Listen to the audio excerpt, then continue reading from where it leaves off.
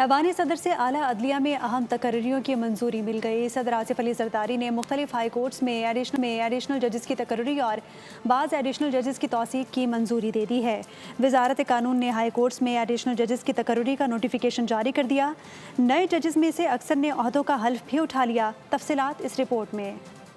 نون league اور Peoples party کے درمیان تلخی، لفظی گولہ باری اور سخت کشیدگی کے بعد آخرکار ججز کی تقرری کی سمری منظور ہو گئی۔ صدر مملکت آصف علی زرداری نے لاہور، سندھ، پشاور، اسلام آباد اور بلوچستان ہائی کورٹ میں ایڈیشنل ججز کی تقرری کی منظوری دے دی۔ سندھ اور لاہور ہائی کورٹس کے بعض ایڈیشنل ججز مستقل ججز بن گئے۔ سپریم کورٹ کے ججز کی تنخواہوں، الاؤنسز اور پینشن بھی وفاقی آئینی عدالت کے ججز کے برابر کرنے کی منظوری دی گئی۔ لاہور ہائی کورٹ ججز کی پینشن، رخصت اور مراعات کے قوانین میں بھی ترمیم منظور کر لی گئی۔ سمری کے منظور ہوتے ہی اسلام آباد ہائی کورٹ کے 3 نئے ججز شاہ رخ ارجمند، عمیر مجید ملک اور ایاز شوکت نے بطور ججز حلف اٹھا لیا۔